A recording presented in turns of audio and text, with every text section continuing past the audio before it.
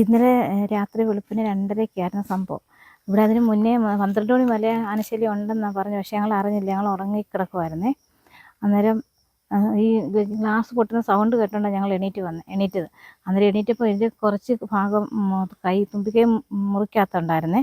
അപ്പോൾ വലിയ മോൻ ഒച്ചയിട്ട് അത് കണ്ടുകൊണ്ട് പെട്ടെന്ന് ഇത് കമ്പിയെ പിടിച്ചിട്ടുണ്ടായിരുന്നു. പെട്ടെന്ന് അത് കൈയെടുത്ത് മേലോട്ടും കൂടി പോകുമായിരുന്നു. ഇന്ന ആൾക്കാരെല്ലാം കൂടി ഓടിച്ചു വിടുമായിരുന്നു അതിനെ ചെയ്ത്. 2 കൊച്ചുമക്കൾ. മൂത്താക്ക് 16 വയസ്സ്, മൂത്ത മോനെ ഓടിച്ചു വിട്ടത്. ഇളയ മോന് 10 വയസ്സ്. മുറിക്കകത്തോട്ട് കൈയിട്ട് ചില്ല് പൊട്ടിച്ചതിന് ശേഷം അത് കൈയിട്ട് കമ്പിയെ പിടിച്ചേക്കുമായിരുന്നു. അന്നേരം ഞങ്ങൾ ഒച്ച ഇട്ടുകൊണ്ട് അത് കമ്പി വിട്ടിട്ട് മാറിയത്. ഇത് ആദ്യമായിട്ടാണ് ഇത്രയും അടുത്ത് വന്നത്. ഈ റോഡിലൂടെയൊക്കെ വരുമായിരുന്നു. അത് കൂട്ടത്തോടാണ് വരുന്നത്. ഇപ്പം വന്നെന്ന് തോന്നുന്നു. ഞങ്ങൾ വന്നപ്പോഴത്തേക്ക് ഓടിപ്പോയി.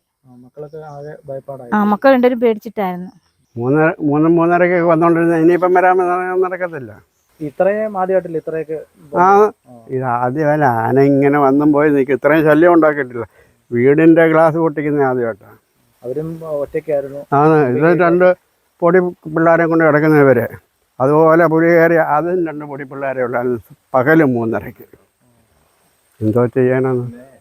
മുൻകാലങ്ങളിലും ഈ പ്രദേശങ്ങളിലെ കാട്ടാനയുടെ ശല്യം ഉണ്ടായിട്ടുണ്ട്. അപ്പോൾ അതുകൂടാതെയാണ് കഴിഞ്ഞ ദിവസം ഇവിടെ പുലിയുടെ ശല്യം ഉണ്ടായത്. അത് ഇവിടുന്ന് ഒരു 250 മീറ്റർ മാറിയാണ്. അപ്പോൾ ഇത് ഇന്നലെ രാത്രി ഒരു 3:30-ക്കുള്ള സംഭവമാണ്. 3:30-ക്ക് നമ്മുടെ ടീം പാടം സ്റ്റേഷൻ്റെ പട്രോളിംഗ് ടീം ഇവിടെ തന്നെ ഉണ്ടായിരുന്നു. വീട്ടിൽ നിന്ന് വിളിച്ച് 10 മിനിറ്റിനകം ഇവിടുത്തെ എത്തുമ്പോഴേക്കും ആന ഇവിടുന്ന് പോയിട്ടുണ്ടായിരുന്നു.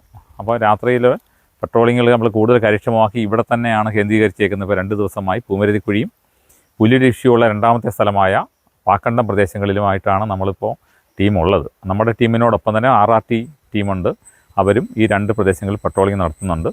പരമാവധി നമ്മൾ സഹായം ചെയ്യാൻ രാത്രികാലങ്ങളിൽ ശ്രമിക്കുന്നുണ്ട്. ഇന്നലെയും ഉണ്ടായി. ഇനി തുടർന്നുള്ള ദിവസങ്ങളിലും ഈ പ്രദേശം കേന്ദ്രീകരിച്ചുള്ള പട്രോളിംഗ് ഉണ്ട്. അപ്പോൾ ആനയുടെ കൂടെ പുലി 2 രാത്രി നമ്മുടെ പട്രോളിംഗ് ഗ്രൂപ്പ് അറിഞ്ഞ് 10 മിനിറ്റിനുള്ളിൽ ഈ സ്ഥലത്തെത്തി ഇവർക്ക് ആശ്വാസമായി നമ്മുടെ കൂടെ ഉണ്ടായിരുന്നു. കഴിഞ്ഞ ദിവസങ്ങൾ പുലിയുടെ ഇഷ്യൂ വന്നപ്പോഴും അറിഞ്ഞ് 10 മിനിറ്റ് ആദ്യം എത്തുന്നത് വനപാലകർ തന്നെയായിരുന്നു. ഫെൻസിങ്ങിൻ്റെ നമ്മുടെ ആദ്യ പ്രപ്പോസലിൽ നമ്മുടെ ഇതിന് സമീപ പ്രദേശം വരെ എത്തിയിട്ടുള്ളൂ. 2ാമത്തെ നെക്സ്റ്റ് പ്രപ്പോസലായിട്ട് ഹാങ്ങിങ് ഫെൻസിങ്ങിൻ്റെ ഒരു പ്രപ്പോസൽ പോയിട്ടുണ്ട്. അപ്പോൾ അതിനകത്ത് ഈ പ്രദേശങ്ങൾ ഉൾക്കൊള്ളാനുള്ള സംവിധാനങ്ങൾ ചെയ്യുന്നതായിരിക്കും. കൂട് വെച്ച പ്രദേശം കൂടി കവർ ചെയ്യുന്ന രീതിയിലുള്ള ഒരെണ്ണം ഹാങ്ങിങ് ഫെൻസിങ്ങിൻ്റെ പ്രപ്പോസൽ കൊടുത്തിട്ടുണ്ട്. ഉന്നത വനപാലകരുടെ അനുമതിയോടുകൂടി നടപ്പിലാക്കാൻ പറ്റുമെന്നുള്ള പ്രതീക്ഷയാണുള്ളത്.